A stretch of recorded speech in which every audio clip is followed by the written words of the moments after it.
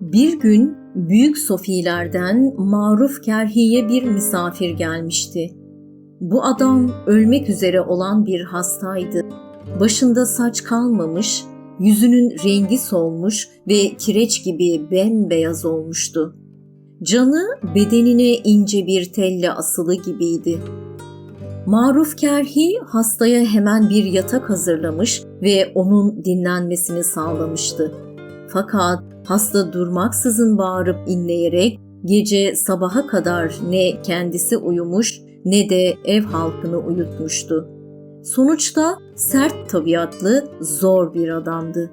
Feryadından, inleyip sızlamasından, vakitli vakitsiz yatıp kalkmasından evdekiler de bıkıp usandılar ve çareyi oradan çekip gitmekte buldular. Evde Maruf Kerhi ve hastadan başka kimse kalmadı. Maruf geceleri ona hizmet ediyor, arzularını yerine getirmeye çalışıyor, bu yüzden yatıp dinlenemiyordu. İnsan uykusuz bir şekilde nereye kadar dayanabilirdi?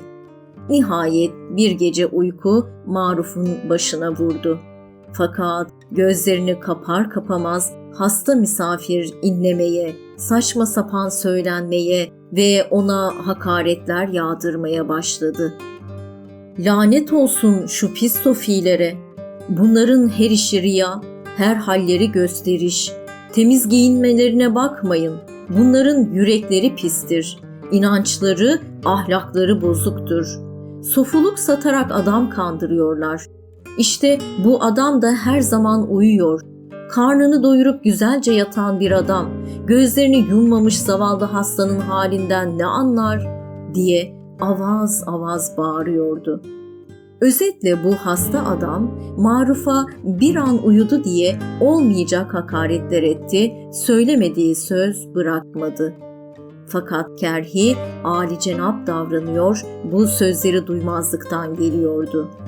Hastanın bu çirkin sözlerini evin hanımı diğer odadan bile duymuştu. Bunun üzerine hanımı Maruf'a usulca şöyle dedi: "Hasta adamın sana neler dediğini duydun. Artık onu burada tutmamalısın. Ona söyle bundan sonra başının çaresine baksın. Buraya ağırlık olmasın. Ölecekse de başka yerde ölsün. İyilik adamına yapılır. Kötüye iyilik yaramaz. Alçağın başına yastık koymamalıdır. Onların başı taş üstünde gerek." Maruf Kerhi'nin karısı coştukça coşmuştu. Yağıp gürlüyordu. "Ey güzel insan, kötülere iyilik etme. Çorak yere ağaç dikenler cahillerdir. Ben sana insanlara iyilik etme demiyorum. İyiliği nankörlere zayi etme diyorum. Kaba, bayağı, görgüsüz kimselere yumuşaklık gösterilmez. Hakkı tanıyan bir köpek, şükretmeyen insandan ahlakça daha iyidir. Adi kimseye karlı su verip de koruma. Eğer korudunsa sevabını buz üstüne yaz. Ben şu hasta kadar münasebetsiz ve nankör insan görmedim. Böylesine merhamet edilmez." Evin hanımı böyle ağır sözler söyleyince temiz kalpli şeyhin gönlü daraldı. Karısına şöyle öğüt verdi: "Hanım, sen bunları söylememiş ol. Git yatağında rahatça uyu. Onun sözleri seni üzmesin. Onun sana çirkin görünen sözleri benim kulağıma güzel geliyor. Asıl hüner böyle kimselerin eziyetlerine katlanmak. Görüyorsunuz ki her an acı içinde.